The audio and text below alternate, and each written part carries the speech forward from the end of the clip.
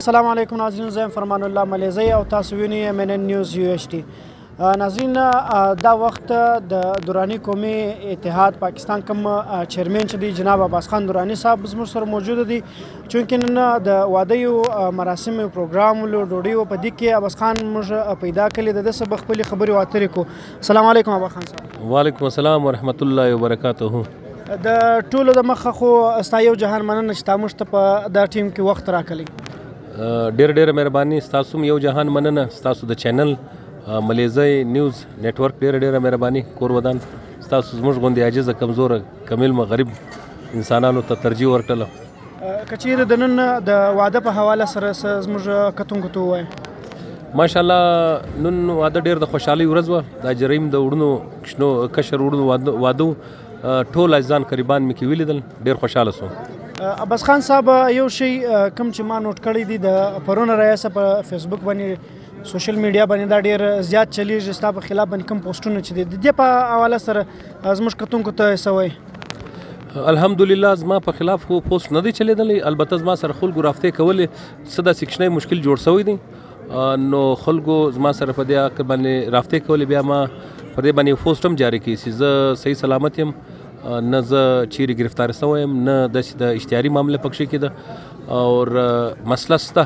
پر دې به انشاءالله تعالی په 3-4-5 ورځې کې یا په هفته کې دننه زه خپل ښه وضاحتي بیان ورکم، نو دا به انشاءالله 6 ورځې بعد په وضاحت سره زه دا کیسه کوم. د دراني قومي اتحاد پاکستان کوم ینګ ځوانان چې دي هغو ته کوم میسج لري، او زموږ کوم قبایلي مشران چې دي هغو ته کوم میسج لري؟ د ځوانانو ذکر دی وکړي. ځوانان خو د ملا ډوکې ورته وایي، د ملا ریډ کې اډیس په اردو کې ورته وایي. نو ځوانانو ته پکار ده چې په پازیټیو سرګرمیانو کې حصه واخلي، د قوم اتحاد و اتفاق دپاره د دې وطن خدمت وکړي، د علاقې خدمت وکړي. بل د قبایلي مشرانو پاکله دې خبره وکړله، قبایلي مشرانو ته که دلته څه قومونه زموږ په دا جنوبي پښتونخوا کې پراته دي، د ټول څه زما دا خواست دی چې د اتحاد اتفاق دپاره د کار وکړي. زموږ کم رسم رواج چې دی په حقیقي معنی کې، زموږ کم جرګه سیسټم چې دی د دې د فعالیت دپاره، او کم چې زموږ زاړه روایات دي د هغه د ختمېدا دپاره، نو دوی دې نوې جرګې جوړې کړي، ترمیمات دې په روایاتو کې راولي.